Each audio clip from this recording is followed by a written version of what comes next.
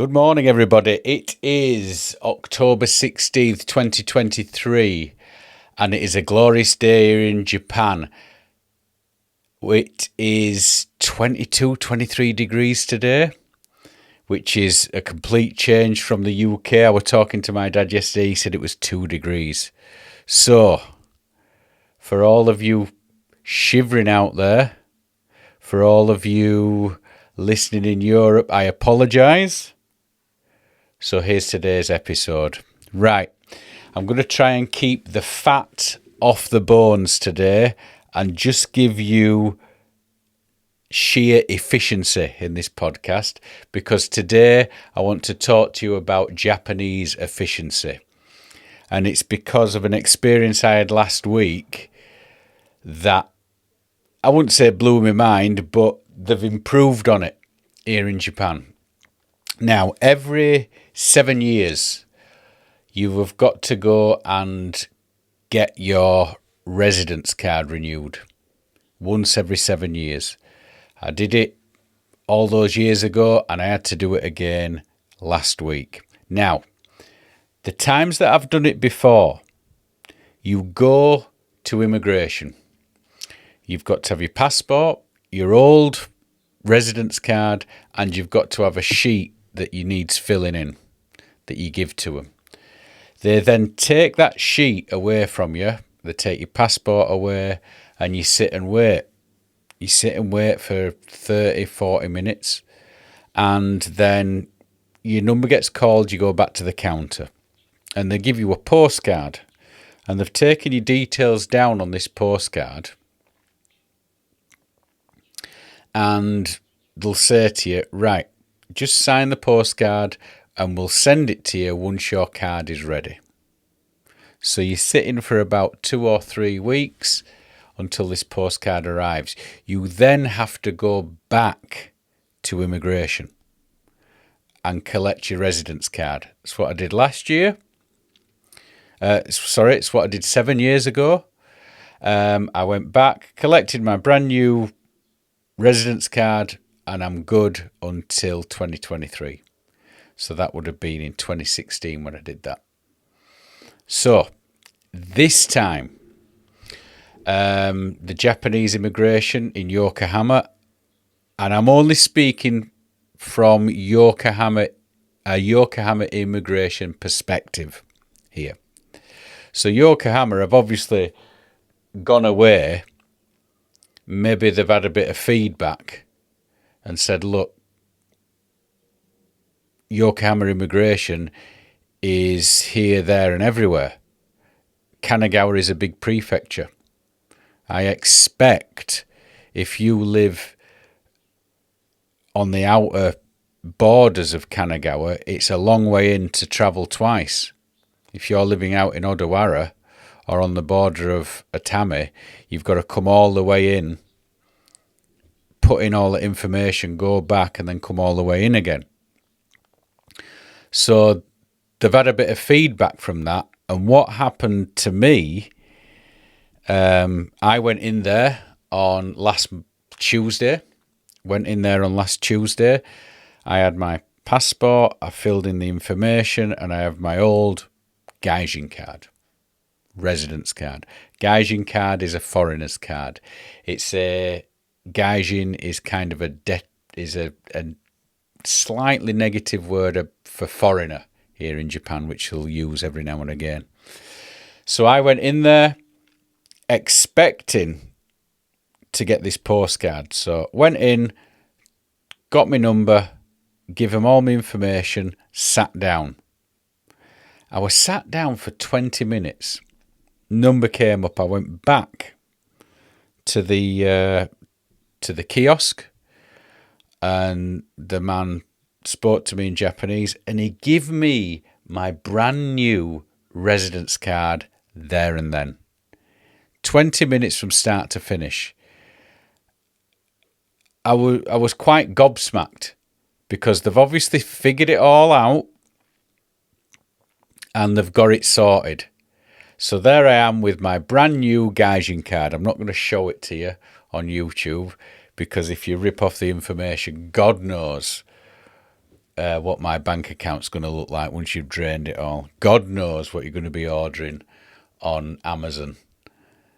Yep, so I've got my brand new Gaijin card, my brand new residence card, and I am good until 2029. 2029, when I'll be 58, 57, 58. No, what? I'll be 59. Jesus Christ. It's the same as what we were thinking back then. God, when I have to renew this, I'll be 52. Here we are, ladies and gentlemen. Yes, so I got it. Immediately sent a message to my wife and said, look, I can't believe they've sorted this out. You don't have to go back. You don't have to go back. It's unbelievable that I can be in and out in 20 minutes and not have to worry about it again for another 7 years. And off I went. Now, that is just a tweak to this society that they've made that makes all the difference for foreigners. Now, when I had to go up for visa renewal, before I got married, you have to go and get your visa renewed, and it's when I lived in Tokyo, and there were all manner of fucking lowlifes in Tokyo trying to get their visa renewed. Those, I say lowlifes, they want lowlifes. Those coming from questionable countries that have looked around and gone, fucking hell, I'd like to stay here. They'd be up there with the visas that were running out, and they would be looking to stay. So the queues were massive and long. And I expect they're probably the same now, but I'm sure they've tweaked it up there in Tokyo as well.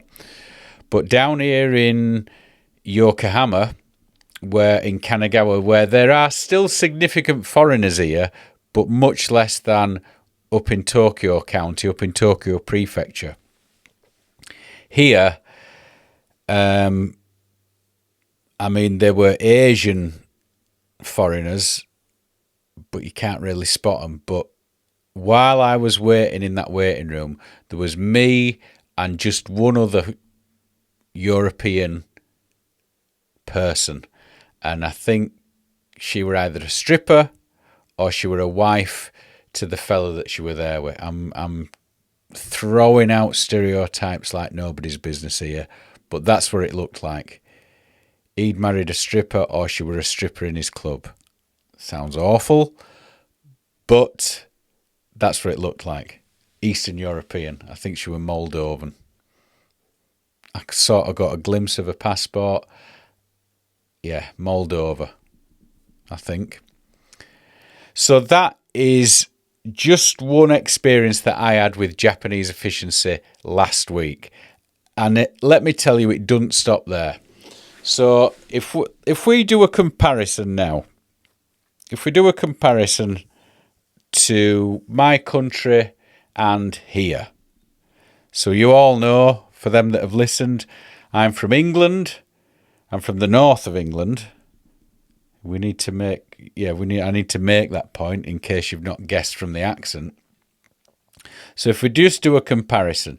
Now, when you think of Japanese efficiency here, for them of you that haven't been here, or for them of you who are planning to come here, the top of the list here is the public transport service, especially the trains. There is so much pride put into the trains here in Japan. So much pride that it puts every other country that I have ever visited to shame. Every country, not just mine. So if you talk about the metro, the JR, Japan Rail, and we'll talk about JR East where I live. So, you walk into a station, say my station, it's clean. You can eat your food off the floor. You walk in, you've got your Suica card, you touch it, or you go to the machines. There is never a machine out of order. If it is out of order, it just means that they're collecting the money from behind and it will be back within a minute or two. So the machines are rarely out of order. And if they are, they will be fixed within the hour. You have got, as I speak now, you've got an English translation on every machine. There is an English button in the top right corner that you can press, and there it is in English. So there's nothing to worry about there.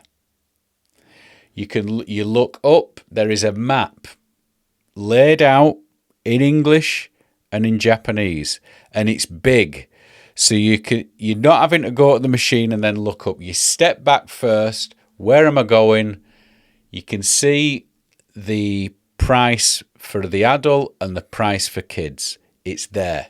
So you look up, you get the price, you go to the machine and you put your money in. You can throw coins in, as many as you like. You can throw notes in. It will give you the change. You don't have to have the correct change. Then the ticket comes. A small little tab of a ticket. You go to the machine, you go to the gate, you put it in, it reads it, it comes out the other side, you pick it up as you walk through. You then get into the station, there's the departure board. You look up, it will all be in Japanese, in kanji. You wait 15 seconds, it flicks on to English. So you can see, right, I want to go there, it's at that platform there. You go to the platform. You will stand and wait at the platform. There will be an announcement in Japanese, an announcement in English. The train arrives, the doors open. It doesn't matter how crowded that train is or how crowded the platform is. People move to the left and the right of the door and wait until everybody gets off. The last old person, the last kid, the last woman with a pram, whoever gets off last, nobody, and I mean nobody, gets on that train until that last person is off. And if you want that seat going into town, going into Tokyo or Yokohama, and you're tired or hungover, you're not running on for that seat, you're waiting for that last person to get off. Nobody cares if you spied that chair, that seat. You're waiting. And everybody is in agreement with that. Doors close, off you go. That is the Japanese experience when you are going to get a train. Now, they are never, sorry, I won't use the word never. They are rarely late. Rarely late. Okay? I would say in the last year of being in Japan, I cannot remember a time where a train has been late. Yesterday, I was waiting for a train to arrive, and the platform at the side of me, their train was 5 minutes late. And that's the first time this year that I have seen a train arrive late. And in a year, that's pretty impressive. Now, let's just flip over to when I was at home in August. In August, I took 2 train rides. One from Manchester Airport to my hometown, and one from Huddersfield to Manchester Airport. I took 2 trains. Right. I had to buy a train ticket in Manchester Airport to my father's train station. And the train that I got on was okay. It was fine. Wasn't clean. Now, before that, if we talk before that, we got off the plane in Manchester. The doors opened to the first... No, let's go even further back than that. We got out of Manchester Airport. Now, as you come out of Manchester Airport, you wait for your bags and your cases. That took fucking an hour because we were on one of them 380s. So there were so many cases coming off that carousel. So that were an hour. That's no problem. That's not to do with efficiency. That's just to do with the amount of cases that were coming off that plane. You go through customs, you get out into the airport, you go off to the right, and you get on to the walkway that will take you to the train station in Manchester Airport. So you've got walkways, they weren't working. And it didn't look like anybody was coming to fix them. There were no maintenance signs to tell you why they'd stopped. I think there's 6 of them. 3 of them were not working. You get to the elevator that will take you down to the platform level. Doors open. Half-eaten sausage roll on the floor. And that half-eaten sausage roll did not look like it had just been dropped. It looked as if it had been there a while. People had stood on it, kicked it in a corner. There were pastry all over the floor. So it had been there a while. Something that's not going to happen in Japan. Now, what would happen in Japan if somebody saw garbage or food on the floor? A member of the public would pick it up. Somebody would have picked it up. They wouldn't have waited for the cleaning crew to come and get it, or the cleaner of the station to come and get it. It would have been picked up, and it would have been dropped off in a rubbish bin, which you don't really have many of in Japan, but there are a few in the station. But it had been put away, and this had been here for a while. You go down into the station part, and there are no machines to buy tickets. I can't remember there being machines. Maybe there were, but they weren't working, because I had to get my ticket from the counter. Now, that is something that they don't even do in Japan. You're not coming here and bothering me to buy a ticket because there's a rake of machines over there. Now, there were one fella sat on his own handing out tickets that you'd buy tickets from, and there was a massive queue. So if my train, after my 14-hour flight from Singapore, if I'm thinking, oh, that train leaves in 5 minutes, I could be on that, I wouldn't have caught it. Because the 10 or 15 people that were waiting,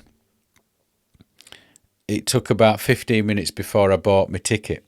I bought my ticket and it said, not through Hebden Bridge. So I get on the train, off we go. The train's been rerouted to go through Hebden Bridge. Now, luckily, the conductor on the train that checks your ticket want a job's worth. And he said, all right, it's not supposed to go through, but I know it's been rerouted. You're fine. Another thing, conductors on trains checking your tickets is not going to happen in Japan. People are so honest here that they will put the tickets in. They will pay the correct fare. Even if you're going to a station that is unmanned, so I mean you could pay for a cheaper ticket and get off 5 or 6 stations down the line and save yourself a few quid or a few yen. People are not going to do that here.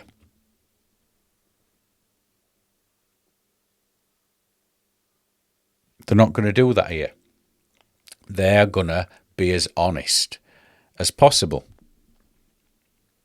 So there's a conductor checking tickets, because the station that I would have got off the train at, there would have been nobody to check my ticket.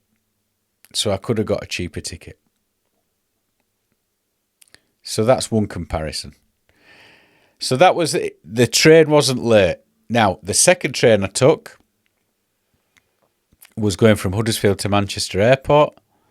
My dad dropped me off at the assigned time. I bought the tickets. The train was going to be 10 minutes late. My dad waited. I then go onto the platform 20 minutes late, 30 minutes late. The train was 1 hour late. Now, if I'd have been on a bit of a tightrope with my times, it would have been a bit touch and go when I got to airport. It really would have been touch and go. Now, I had a couple of kids with me. My kids are 10 and 12. And it was a Saturday afternoon. Now, Huddersfield were playing Leicester in Championship. There were no trouble, but there were a lot of chanting with the Leicester fans and the Huddersfield fans. But it were pretty good-humoured. Now, would that have happened if I'd have been in Leeds and Leeds had been playing somebody like Millwall or Cardiff? There'd have been bother. There would have been a bit of bother. And to be on a train platform with two sets of football hooligans going at each other, it's not the safest of places, especially when you've got your kids with you. Again, that's not happening in Japan.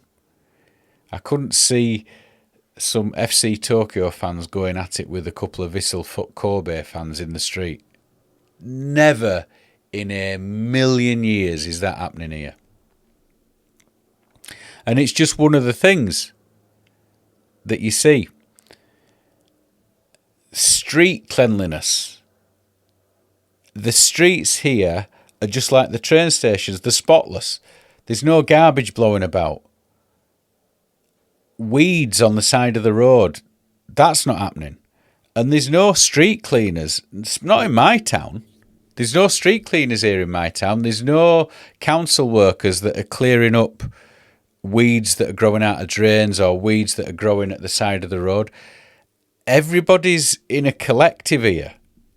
Everybody's in a collective to sort your own shit out. We don't need people doing it for us. You've got people that'll like bin men will come round and collect the garbage, and they'll collect it every day. So here in Sushi, Monday garden waste, Tuesday burnables, Wednesday plastics, Thursday pet bottles and cardboard, Friday burnables. And everybody, there's a basket that folds away. Whoever goes there first pulls out this basket, put your garbage in, and they set the basket up, because there's a crow problem here. The crows will get into your garbage and just pull it apart, and then you've got litter all over the road. So everybody knows what to do. They work together. I'll get up in the morning and cycle to work. There's an old woman at the end of my street who is sweeping the leaves up. She's in her mid to late 80s, but she's out there in the morning sweeping the leaves up, and she will go out there with this like hand sickle, and she'll cut the weeds that are growing from a wall. Now, she knows that a lot of the people living round here are of workable age or have got kids. So she goes round our area, and if you've got weeds growing from your wall, she'll cut them away with scissors or this little hand sickle she's got. And she keeps our area looking nice. So there's no bullshit. It looks respectable around here because of her. There's an old fella that lives next door to her. He does the same as well. Although I haven't seen him for a month or so. I hope he's all right. But she will do it. Yeah, she will do it. Now, in England, if there's rubbish blowing about the road, a council worker will come and sweep your roads every week.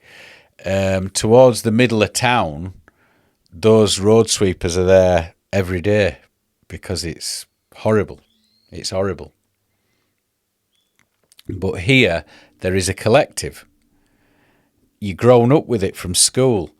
The kids are cleaning the school for the first 6 years of the school life. The bell goes off, they have the school lunch, that finishes. Before you're going outside and playing, you're cleaning up everything away, you're sweeping up the school, and then you're going out and playing.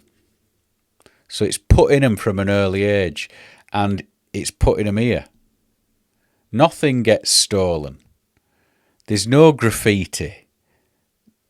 There might be a little bit in the major towns or metropolises around Japan, but not in the suburbs. Why would you do that? This is the thing. If you think everybody around the world, nobody wants crime. Nobody wants to live in an unsafe neighbourhood. Nobody wants graffiti. Nobody wants garbage blowing about the streets. Nobody wants weeds and shit growing out from the paths and the pavements and your walls. Nobody wants that. But Japan is the only country where they've gone, yeah, nobody wants that, so let's not do it. Let's not do it. So they just don't do it. From the kids to the teenagers to the adults to the old people, to middle-aged people to the old people, nobody wants to be a victim of crime. Nobody wants to look at graffiti. Nobody wants a dirty train station, dirty streets. Nobody wants that. So they do it themselves. They don't wait for the council to sort it out for them. An experience I had on Sunday, I work in a place called Chigasaki, I worked one day in a place called Chigasaki. It is an hour's cycle down the coast. I went down there, and I get there early, so I go for a bit of a walk before my work starts. Now, there has been a bicycle shop that I go in and have a look around that has just closed down. I say just closed down. It's not been there for 2 months, and there's a car park in front of it. Now, the car park is block paved, but where the automatic barriers are for the individual car park, so you back over a ramp, and then a gate will come up underneath your car, and it'll keep you there, so you can't drive away without damaging your car. So you've got to pay for this gate to come down, so then you can drive off. But on those barriers, there is a kind of grassed area. It's half grassed and half paved. So where your wheels go is paved, but underneath the car is grass. And there are 10 parking spaces. Now, because this bicycle shop has been closed for 2 months, the grassed part has overgrown. Now, I went there on Sunday, and I saw a fella who was mid to late 60s, sat down with scissors, a big pair of scissors, and he was just cutting that grass back. He didn't work in the old bicycle shop. He didn't work in any of the businesses that were in that building. He was just a fella from the neighbourhood that had turned up with his bike, with his plastic bag, and he was just cutting the grass in between all of these parking spaces, and he was putting the grass in the bag. Now, when I arrived, he were on number 3, and as I left, because I caught the train because it was the weather was bad on Sunday, but as I left, he were on parking space number 6, and it looked like he were going to do all 10. Now, you've got to tip your hat to a society like that, because they're all in it together. Now, he's probably passed that on down to his kids, and his kids will pass it on to their kids. I try and do it with mine, and I'm sure they'll listen eventually. But this is the thing.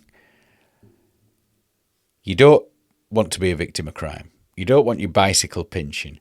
You don't want to see garbage. You don't want graffiti. You don't want any sort of thing that will bring any negativity to your life. And yet, people still do it in every country I've visited around the world, apart from here. And that is my podcast on efficiency. I'm just sharing my thoughts of what I went through and why it's so efficient here in Japan. because everybody wants efficiency, and Japan has gone at it like a bull at a gate and got it right. One more thing on the trains. If a train is late during rush hour and you're going to work, there will be a station worker on the gate, and he will hand out slips like a late slip. You know, you'd go to work, you'd go to school with a letter from your mother saying, "Oh, Darren's late because of." So they will just hand out slips, and on these slips it'll just say, "Oh, he's late for work because there were a delay," and you give it to your boss as your excuse. That happens in Tokyo. Yeah. Amazing that happens in these big metropolises. Anyway, so that is my podcast on efficiency today. That is my podcast on why it's so safe here in Japan, and you are not going to have any bother whatsoever here in Japan if you ever visit. So don't worry about anything getting pinched. Don't worry about safety. You are as safe as houses here. And I would ask the rest of the world, have a look at Japan and start doing that in your own country. So to keep the meat off the bones, to keep the fat off the podcast, I'm going to say thank you for subscribing. Thank you for listening. Thank you for watching if you're watching on YouTube. Thank you. And I will see you all next week. Next week. And that's my efficient podcast. See you soon.